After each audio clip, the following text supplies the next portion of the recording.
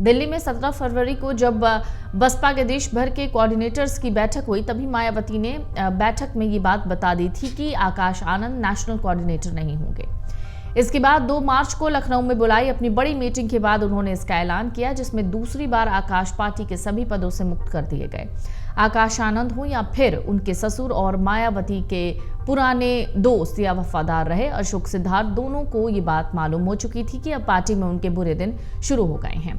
आकाश आनंद को कोऑर्डिनेटर पद और अपने उत्तराधिकारी से हटाने के पहले मायावती अशोक सिद्धार्थ को पार्टी से ही निलंबित कर चुकी थी। दरअसल मायावती को काफी वक्त से लग रहा था कि आकाश आनंद, जिन्हें उन्होंने अपनी पार्टी का उत्तराधिकारी घोषित किया है, वो पूरी तरीके से अपने ससुर अशोक सिद्धार्थ के प्रभाव में है। राष्ट्रीय कोऑर्डिनेटर रहते हुए आकाश पर अशोक सिद्धार्थ का प्रभाव ज्यादा है और अशोक सिद्धार्थ मायावती की नाक के नीचे अपना एक समानांतर सिस्टम चला रहे हैं, जिसमें देश के बड़े कोऑर्डिनेटर और नेता बगैर मायावती की जानकारी के इनके सिस्टम का हिस्सा बन जाते हैं।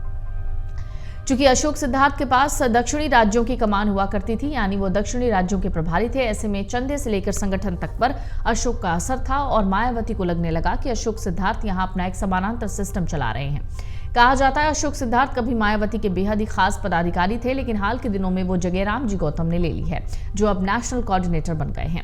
मायावती के भीतर ये बात गहरी बैठ चुकी थी, या यूं कहें कि आकाश के विरोधियों ने मायावती के मन में ये बात भर दी कि अशोक सिद्धार्थ आकाश आनंद और आकाश आनंद की पत्नी प्रज्ञा एक तिकड़ी बनाकर पार्टी के पुराने सिस्टम को चैलेंज कर रहे हैं। आकाश की पत्नी प्रज्ञा का हालांकि नाम मायावती ने नहीं लिखा, लेकिन अपने प्रेस रिलीज में अपने बहू को वो लड़की लिखकर जिक्र जरूर किया है। आकाश आनंद को हरियाणा का प्रभारी बनाया गया था, दिल्ली का प्रभारी बनाया गया था, मगर पार्टी वहां कुछ कर नहीं पाई। दरअसल आकाश आनंद बहुजन समाज पार्टी के किताब सिस्टम को चैलेंज कर रहे थे। पिछले कई अलग अलग राज्यों के चुनाव में उन्होंने इस किताब सिस्टम का कार्यकर्ताओं और बाकी लोगों के सामने भी विरोध किया, जो पार्टी के परंपरागत नेताओं को चैलेंज करने जैसा था।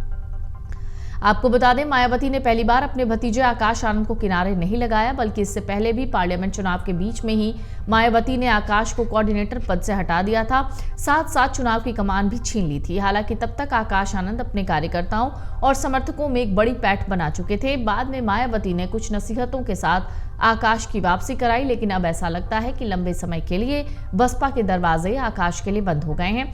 तभी आकाश आनंद ने ट्वीट करके लिखा कि धैर्य के साथ लंबी लड़ाई के लिए तैयार रहना होगा। हाल के दिनों में मायावती के कुछ एक्शन पर नजर डालें तो मायावती ने अपने कई पदाधिकारी और पुराने कार्यकर्ताओं को कुछ खास शादियों में जाने की वजह से निकाला, और इस बार आकाश और अशोक सिद्धार्थ पर भी बड़ी कार्रवाई के पीछे की तात्कालिक वजह अशोक के बेटे और आकाश के साले की शादी भी रही। 7 फरवरी को आगरा में आकाश आनंद के साले की शादी थी। मायावती ने कई नेताओं को उसमें जाने से मना किया था, क्योंकि वो अशोक सिद्धार्थ के बेटे की शादी थी, जिससे मायावती नाराज चल रही थी। लेकिन उस शादी में आकाश आनंद भी गए और कई नेता भी और कोऑर्डिनेटर भी पहुंच गए, जो अशोक सिद्धार्थ के करीबी भी माने जाते हैं। बेटे की साली की शादी होते हुए उसमें आनंद कुमार नहीं गए, जो आकाश आनंद के पिता हैं। कहा जाता है इसके बाद मायावती के सब्र का बांध टूट गया और 17 फरवरी की बैठक में उन्होंने आकाश आनंद और उनके ससुर के खिलाफ अपने कोऑर्डिनेटर्स को बता दिया कि अब ये दोनों बाहर होंगे। पार्टी के नेता और लंबे समय से बसपा को करीब से देख रहे एक बड़े नेता का मानना है कि लगातार 3 राज्यों के विधानसभा चुनाव में खराब प्रदर्शन, दूसरी तरफ पार्टी के भीतर समानांतर संगठन बन जाने का खतरा, जिसकी वजह से मायावती को यह कदम उठाना पड़ा। अब नजर इस बात पर है कि आकाश आनंद क्या आने वाले दिनों में पार्टी के भीतर बगावत का कोई झंडा बुलंद करेंगे या फिर चुपचाप अपने वक्त का इंतजार करेंगे। अगर आप ये वीडियो YouTube पर देख रहे हैं तो हमारे चैनल को सब्सक्राइब कर बेल आइकन दबाएं, और Facebook पर देख रहे हैं तो हमारे पेज को लाइक करें। 8 मिलियन प्लस सब्सक्राइबर, आपके इस भरोसे के लिए बहुत धन्यवाद।